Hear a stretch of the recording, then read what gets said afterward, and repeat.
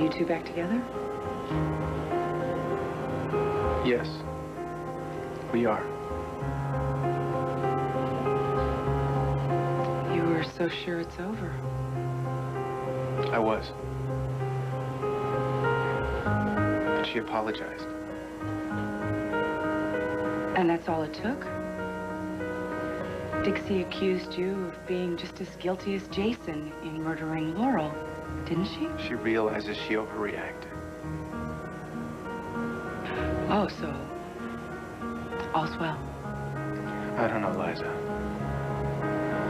All I know is she didn't want to scuttle the marriage.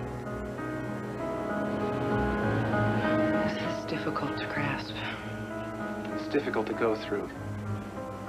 But last night, for the first time in a long time, we were able to be open and honest about everything. Honesty and openness, secrets to a successful marriage. Does that mean that you were honest about our little romp between the sheets the night she trundled home? No. I didn't tell her we made love. How nice of you to refer to it as lovemaking. That's what it was. So you didn't tell her?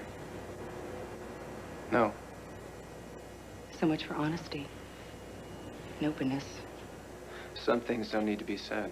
Things that aren't important? No. Things that are important but will hurt. Believe it or not, I don't like to hurt people. Sometimes it happens, but it's never my aim. Look, this isn't any easier for me to put into words than it is for you to hear. Right. Look, even if you set out to be a good person, to do the right things, for people, sometimes you're going to screw up.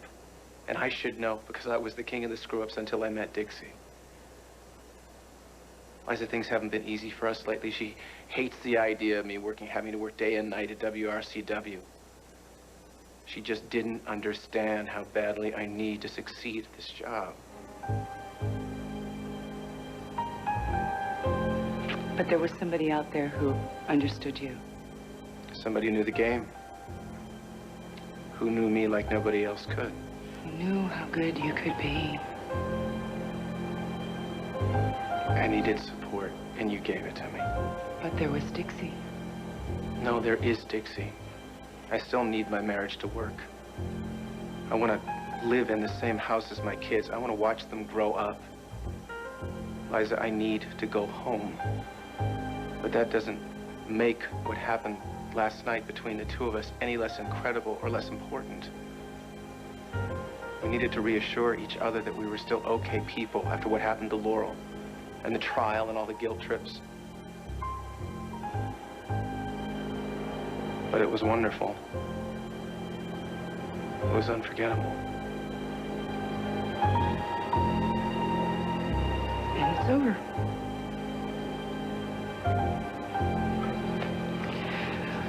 Well, we have a show to do. There's some après Jason damage control that needs to be done. And there's a facelift for Cutting Edge. So, can you believe it?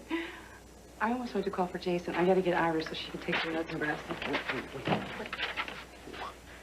What are you doing? We have a show to produce. Not before we talk about last night. We talked. No, we didn't. All right. Here's the talk. We had something. It's over. You have to get back to Dixie, and I have to get back to work. Forget the act. What happened mattered. We connected. So what if we disconnect? Not until after we talk.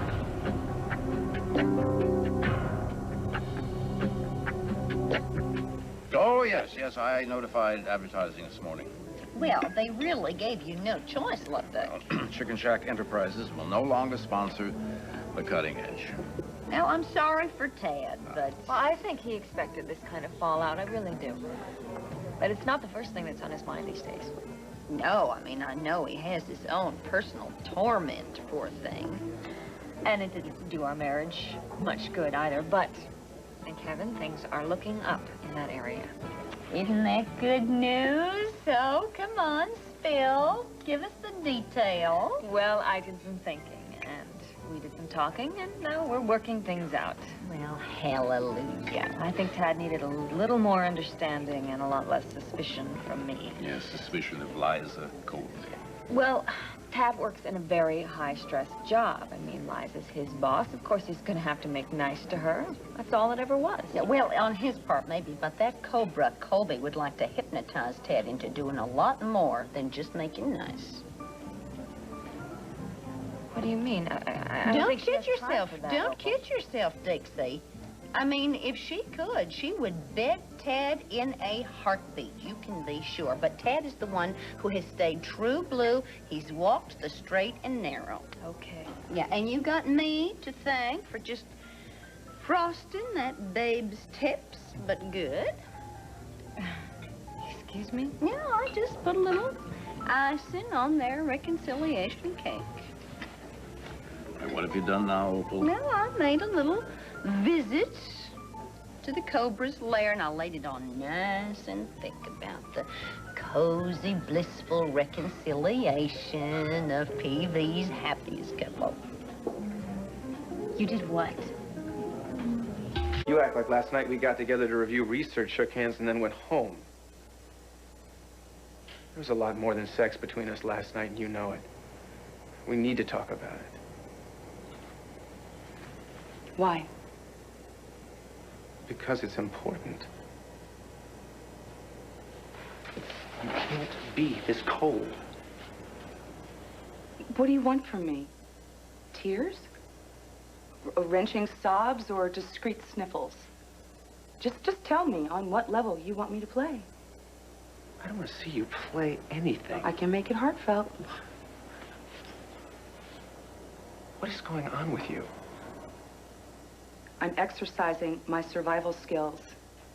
I'm going through yet another session where Tad Martin decides that his whole life has been split apart and it's being put back together. But hey, Liza, thanks for the hand-holding while the earth was trembling. We did a lot more than hold hands. Oh, we did much more. We need to finish this. Don't you feel finished? Because I do. You came to me, and not because you needed me. You and Dixie had this honest and open reconciliation of your marriage. She gets you, I get the kiss off. Is that supposed to make me feel useful? Flattered? I came to you to explain a very complicated situation. As if I'm too dumb to understand. You used me. I was your life preserver in the matrimonial stormy seas. And when Dixie decided that you were an A-OK guy, you pitched the preserver and you went paddling back to home port. Should I feel, thrilled to be of service? Because what I did is not in my job description. I thought that we had gotten somewhere, professionally and personally. We did. We have, and none of that has to change. Even if we went to bed?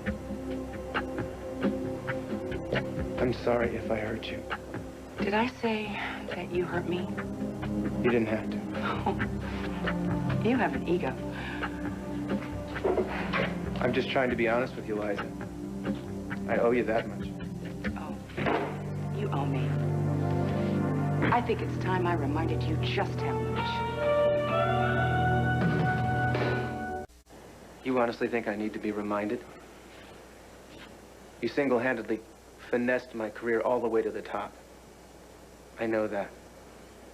And I appreciate it. And that has a condescending ring to it. Well, then you misunderstood me. I'm grateful.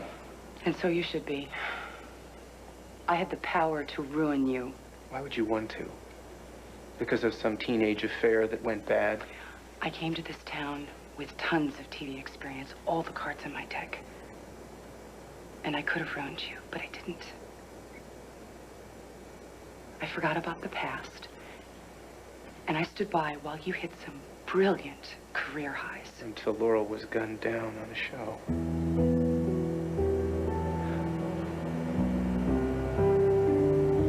when we were together and we made love, we were two new people, weren't we? I mean, the past wasn't there when we looked at each other, right? I mean, what happened was real. It was real, wasn't it?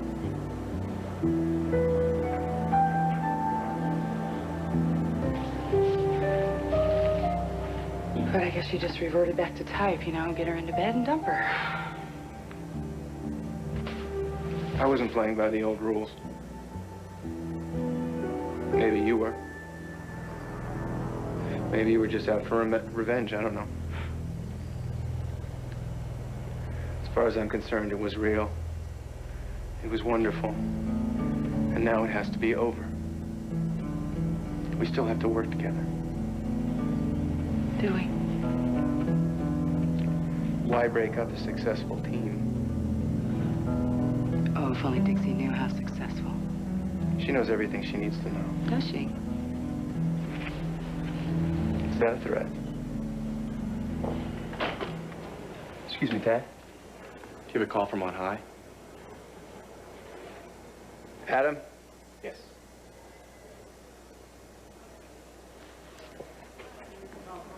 I better take that.